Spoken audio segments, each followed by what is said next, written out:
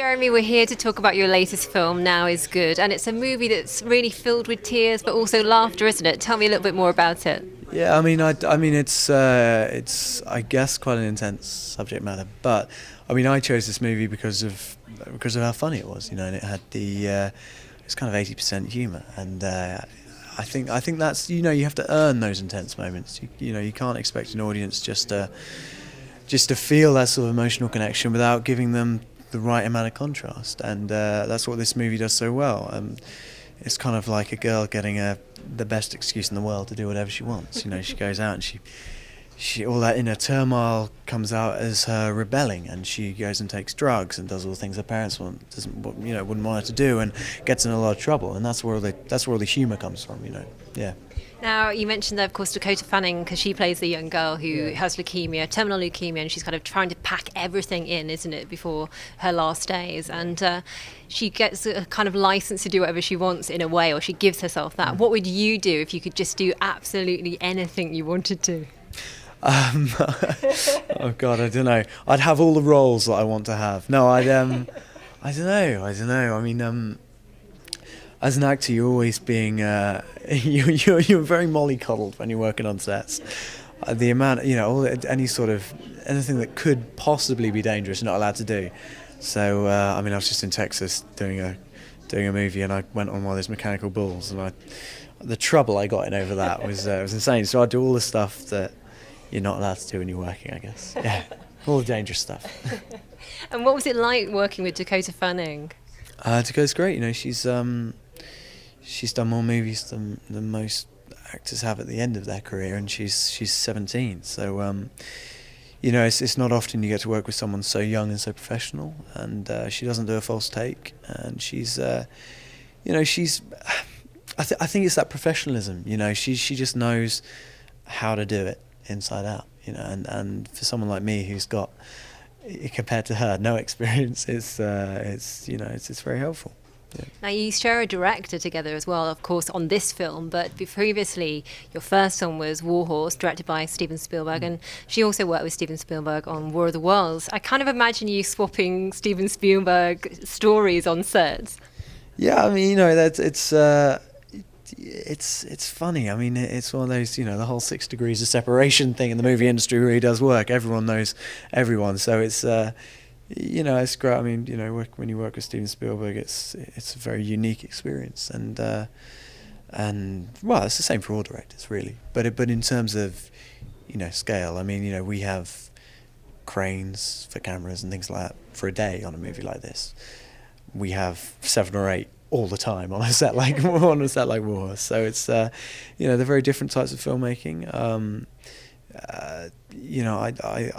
This movie was just as enjoyable as doing Warhorse, because you get an intimacy that you don't always get on those movies. So there's two, they're very different films, I guess, but yeah.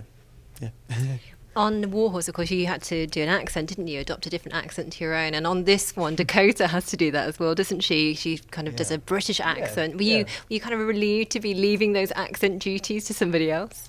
No, actually, I always try and do something of voice-wise, just because it's a great way to kind of anchor a character in something. And when you start talking in that voice, you stop being that. And I've done.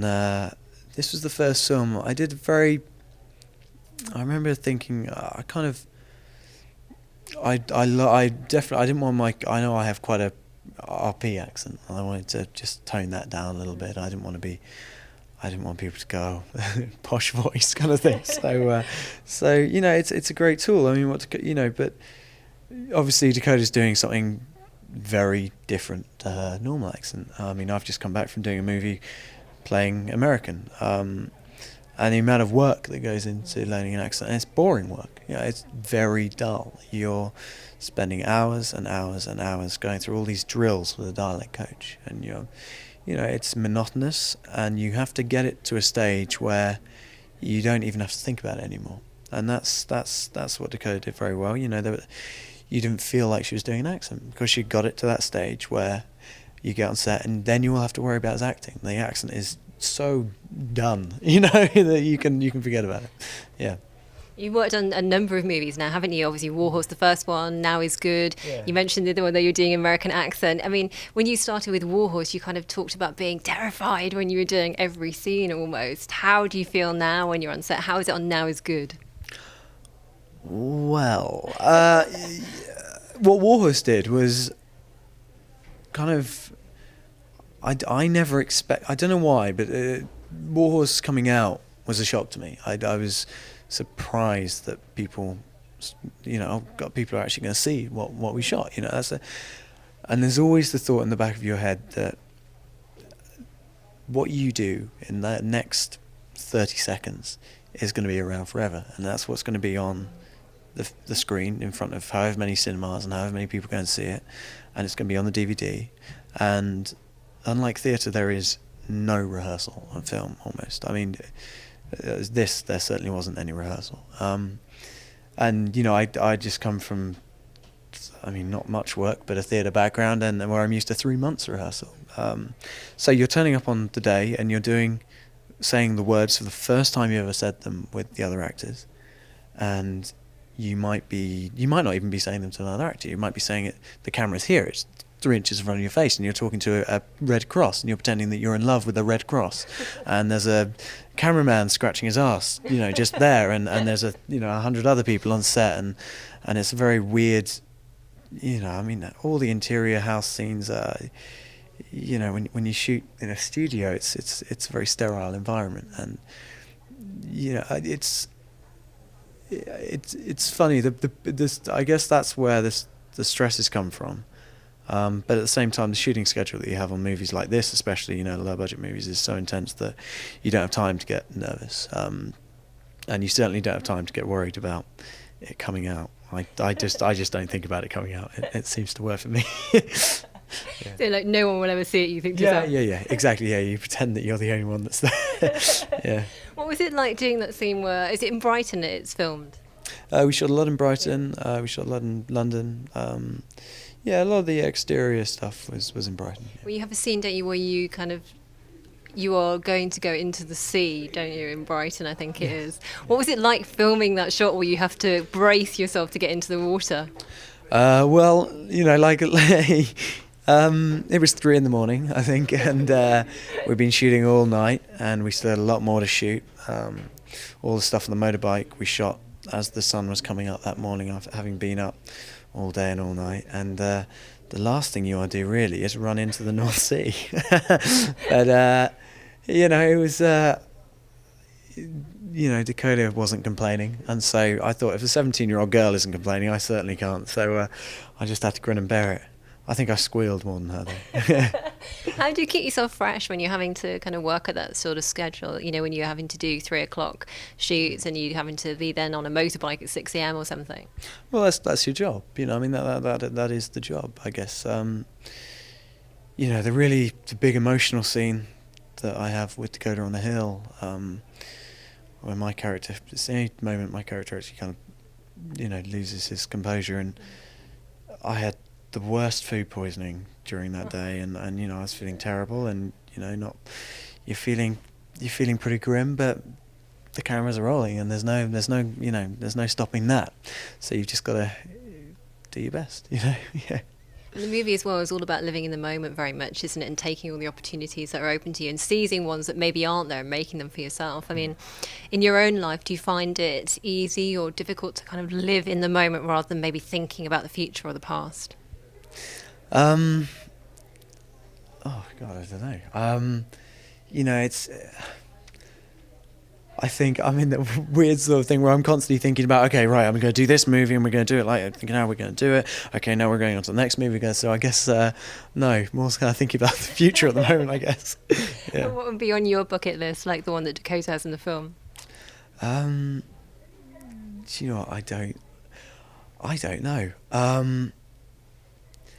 I think, obviously, if you think about it seriously, you'd want to be with family, wouldn't you? But I guess if I was in a silly mood, I did a skydive the other day. That was pretty awesome. Wow. And so I'd want to do loads of stupid stuff like that. Well, this is an adaptation, isn't it? Now is good, and strange adaptations with Warhorse. You've got another one coming up with Great Expectations. What can we expect from that? Well, Great Expectations is, we haven't had a classical movie version in 60 years, so it's about time we had another, and it's nice to do a movie where we didn't have to get caught up in. I think so many period movies are boring because actors, you tend to get caught up in the etiquette, and you tend to get kind of constricted by it, and two characters saying that they love each other across the room is often, done this very sort of, and you're in the period etiquette, and you're saying, "Oh, I love you," and it's all. I feel like we made a conscious decision not to have that. I mean, you've only got to read Shakespeare to know people fall just violently in love nowadays as they did, hundreds of years ago, and so we've done it in a way that I think is raw and visceral, and the emotions are very much on the surface, and when they break out, it is violent, and it's no different than if you were doing a modern piece. Yeah. And as you say, there have been a number of versions of it over the years, although not a particularly classical version for a number of years. But one of the classics, of course, is a David Lean one, isn't it, with John Mills in the lead role? What's it feel stepping into those shoes? Well, that was actually the last classical movie adaptation, and that was 1946. I didn't think about it at all, because we had David Nichols writing a script, and I think he wrote as close to a thriller as you can with this kind of movie. I mean, when the book came out, it was called, people said it was a thriller, and I think we tried to get back to that, and it's a very different movie, as is everyone's. Every adaptation will be different, and this isn't. I haven't gone and looked at other people who've played Pip and go, "Oh yeah, that'd be nice, let's do that." It's just that it's all got to come from inside you, I guess, which sounds terribly pretentious, but yeah, that's the way it is. And you're closing the London Film Festival this year with that film as well. How does that feel? That feels, it's a huge honour, I guess. I mean, the whole thing's surreal. The fact that it's coming out in a cinema, let alone closing a film festival, is weird. So yeah. And finally, I just want to ask you a little bit about two other films that you've got coming up: A Night in Old Mexico, and also The Railwayman you've got coming up too, haven't you? Yeah, I mean, obviously, I've only really just finished both those movies. The Railwayman is a story that I felt an incredible responsibility in doing. It's about a torture victim by the hands of the Japanese on the Death Railway during the Second World War, and I spent time with the real man that I'm playing. So therefore, you feel a certain sense of responsibility that you wouldn't do normally. So I was. Things like, I lost a lot of weight for that movie, and did things that I wouldn't normally do for a role. So that's going to be fascinating. That's with Colin Firth and Nicole Kidman. So I'll be very, very interested to see how that turns out. And the other movie, Night in Mexico, which is comedy and a bit lighter, which is nice. And getting to work with a cinema legend, Robert Duvall, and. Again, it's a weird and wacky script, and it's fun. It's very original, and that's what always draws me to movies like that. And finally, hopes and dreams for next projects. I'm always reading scripts. There's a real drought of good scripts at the moment. I think there's a lot of regurgitations of stuff we've seen again and again. And finding a good script is tough, and when you do find it, and you find that it's a feeding frenzy. Every actor kind of goes, "Oh, finally!" Something genuinely good, and new, and so it's I certainly say no to a lot more than I say yes to, but there's some few very exciting projects out there. I'd love to go and do some theatre in the next couple of years again. But yeah, we'll see. There's some really exciting stuff being made. So yeah.